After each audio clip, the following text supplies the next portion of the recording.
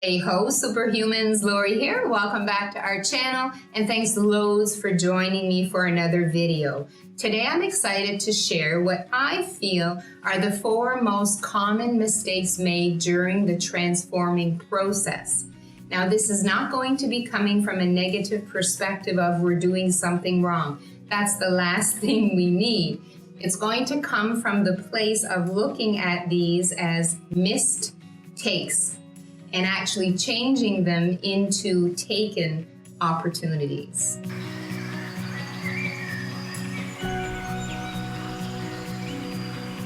So welcome to anybody new here to our channel. Our goal here is to guide you in rediscovering your truth, your aliveness, and your freedom within.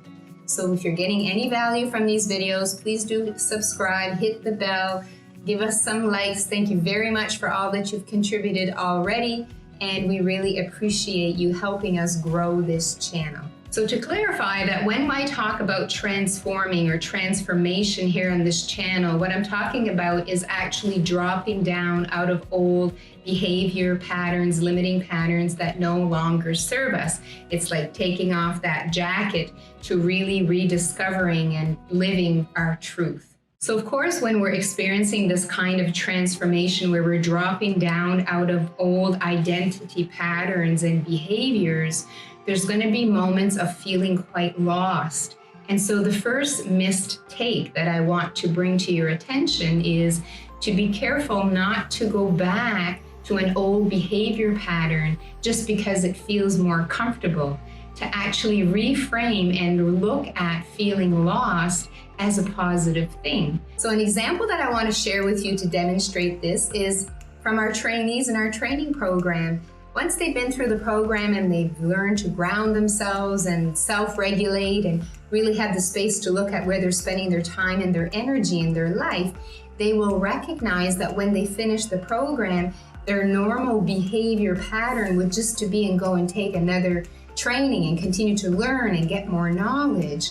But a lot of them will finish the program and feel a bit lost because they feel as though it's more important to integrate what they've learned and what they've experienced than actually go out and get more, which is really the behavior pattern from before. So I always have the opportunity to help trainees recognize that this feeling lost because they're not in their same behavior patterns is actually a positive thing, and to at least explore with it and give it a chance. Of course, as we're dropping down out of these old patterns, another thing that's going to happen is we're going to experience some kind of pain. We're either going to have physical pain, emotional pain, maybe it's more mental thoughts, memories, maybe it's all 3.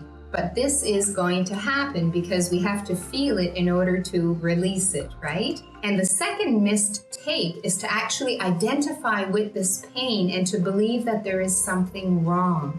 So in my case, I have actually been experiencing a lot of pain, physical pain in my body, which is something I'm not used to at all.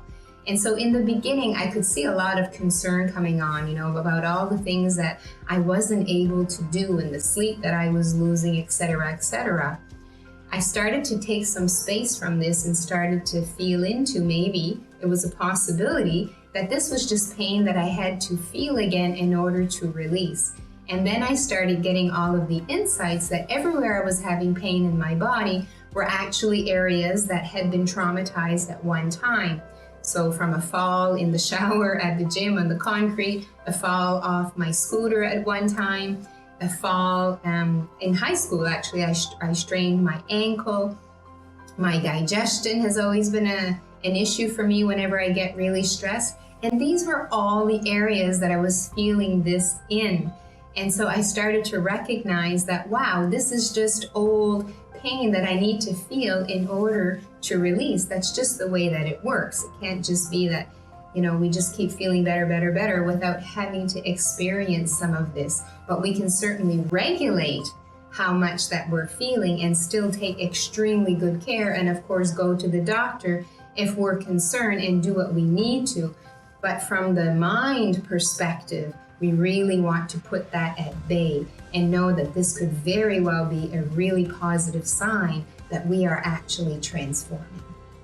So of course, as we transform and drop down out of these behavior patterns and belief systems that no longer serve us, we are likely going to feel quite alone, because we're not going to get the regular support and reassurance and confirmation perhaps from the people around us that we did before, because now we're tapping more into our truth, and maybe what we're doing is not quite in line with how people have gotten to know us, or in line with the norm, with the regular and social conditioning that is happening.